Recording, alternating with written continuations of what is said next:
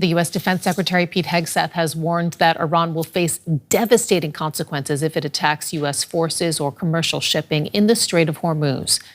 On Monday, the U.S. launched a military initiative aimed at reopening the strait, which has been blockaded by Iranian forces since the U.S.-Israel war against Iran erupted. Now, after the U.S. intervention, the United Arab Emirates says that it was targeted by missiles and drones launched by Iran. The wrangling for control of global oil transport between the United States and Iran is widening far beyond the Strait of Hormuz. This footage, purportedly shot by an eyewitness, is said to show the result of an Iranian missile attack on a major oil facility in the UAE's Fujairah late Monday. The area is one of a precious few export routes for Middle Eastern oil that does not rely on passage through the Strait of Hormuz. Authorities there said 3 Indian nationals were injured. The UAE's defence ministry said its air defences engaged multiple missile and drone attacks it said were fired by Iran. The attacks risked drawing both the United Arab Emirates and India into the conflict. Prime Minister Narendra Modi called the targeting of civilians and infrastructure unacceptable and pledged solidarity with the UAE. Tehran did not confirm or deny the attacks, but on Tuesday, Iran's Foreign Minister Sayed Abbas Araghchi warned both the US and the UAE against, quote, being dragged back into quagmire. The attacks come as Washington claimed success with its latest effort to force open the Strait of Hormuz. On Tuesday, US Defense Secretary Pete Hegseth accused Iran of weaponizing the waterway for financial gain. He said 2 US commercial ships and destroyers had defied that and already transited the strait, courtesy of President Donald Trump's Project Freedom escort mission. American destroyers are on station, supported by hundreds of fighter jets, helicopters, drones, and surveillance aircraft, providing 24/7 overwatch for peaceful commercial vessels, except Iran's, of course, which is why our ironclad blockade remains in full effect as well. In fact, 6 ships tried to run the blockade out of Iranian ports as Project Freedom commenced, and they were all turned around. But the mission also prompted a trade in fire on vessels in the strait, purportedly seen here in this unverified footage from Iranian state TV, and a stern warning from Iran's parliamentary speaker and chief negotiator. Mohammad Baghairi Ghalibaf counter-accused Washington of undermining shipping security and violating the ceasefire. And he said Iran's response had, quote, not even begun yet. And let's get more now. We're joined by Erwin van Veen. He is a senior research fellow in the Conflict Research Unit at Clingendael in the Netherlands. He joins us now from Brussels. Thank you for your time. U.S. Defense Secretary Pete Hegseth said today that the ceasefire with Iran was not over, despite attacks in the Strait of Hormuz. Do you agree? It hangs in the balance. I mean, this Project Freedom that President Trump has initiated, I think, is a fairly desperate American bid to pretend that it has reopened the strait by allowing or enabling the passage of just a couple of ships. But given the Iranian countermeasures, it is unlikely that the hundreds or thousands of ships even that are still bottled up at either end are going to follow suit, because the risk of being targeted and sunk remains very significant. You're an expert on conflict. We have a situation now where both the U.S. and Iran have exchanged fire as they vie for control of the strait. Tehran is warning that it's not even begun yet in its effort to strengthen its hold on the strait. What do you think we might see in the next days? Well, this struggle to get a few more vessels to pass or not, take fire, respond, etc., that may go on in the gray zone for some time. I mean, the fundamental problem is that the US and Israeli assault on Iran enabled it essentially to assert control over the Strait of Hormuz, which is new compared to the pre-war situation. And the US naval blockade has made the situation worse in a sense, not just because it decreased confidence that the ceasefire would produce something useful, but also because the Iranians have now put as a condition that this blockade is lifted before it will reopen the Strait of Hormuz, as it temporarily did when the ceasefire was concluded. The only option for the US to reopen the Strait of Hormuz is to apply large-scale military force and probably ground troops, which is a very risky endeavor, given the narrowness of the strait and the deployment of significant Iranian forces in the coastal areas and even beyond.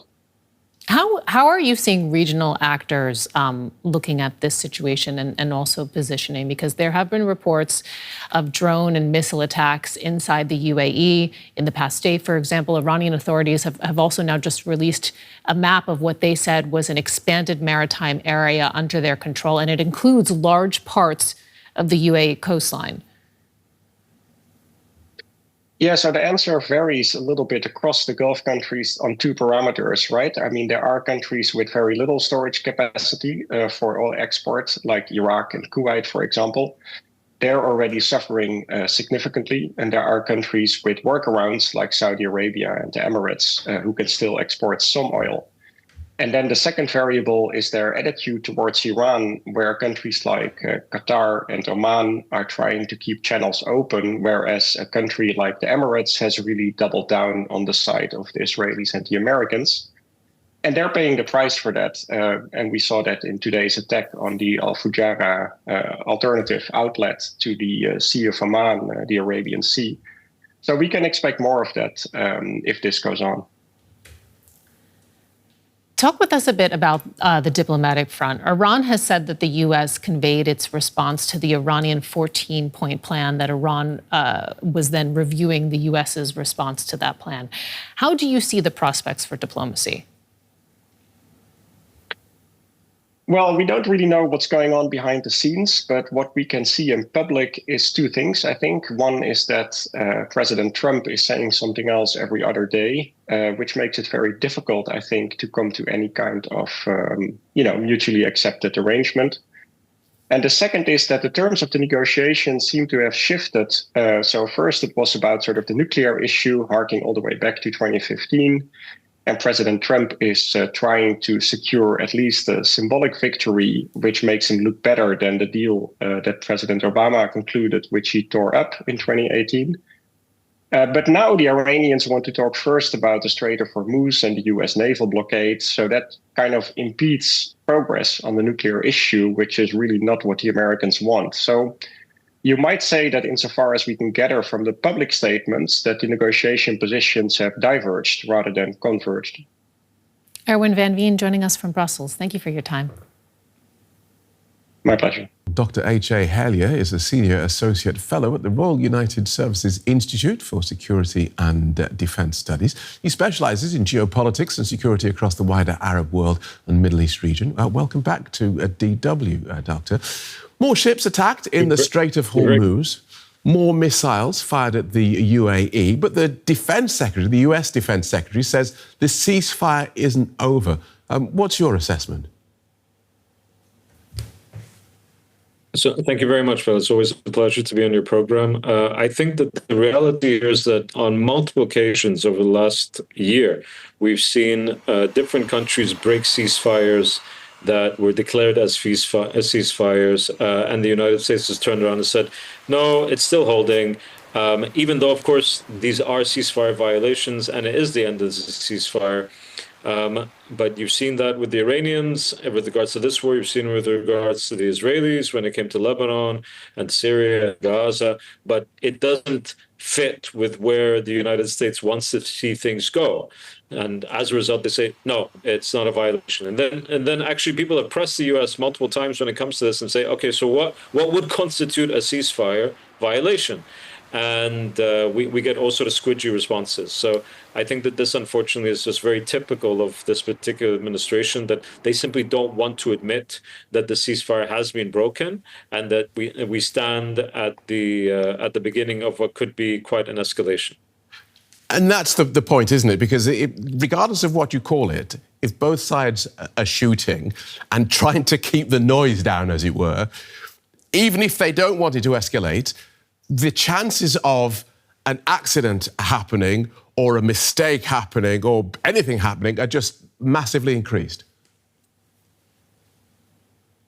So you've talked about two different scenarios, actually. One is the quote-unquote law of unintended consequences, when you have two powers very, very tense with each other. And I think that that's pretty much where we're at right now. But also with this, it's not unintended. It's actually very much intended that there be an escalation. We could see that over the coming days, and it might be by the Emiratis on the Iranians in retaliation for Iranian attacks on the UAE. It might even be something joint with the United States. We don't know that yet. I think that people do have to be concerned that there would be an intended escalation, but also one that happens as the result of, quote unquote, the law of unintended consequences, because temperatures are high and then something happens and it gets out of control. That's interesting. And you think, do you think that there is an intention from both sides, because both sides are shooting at each other?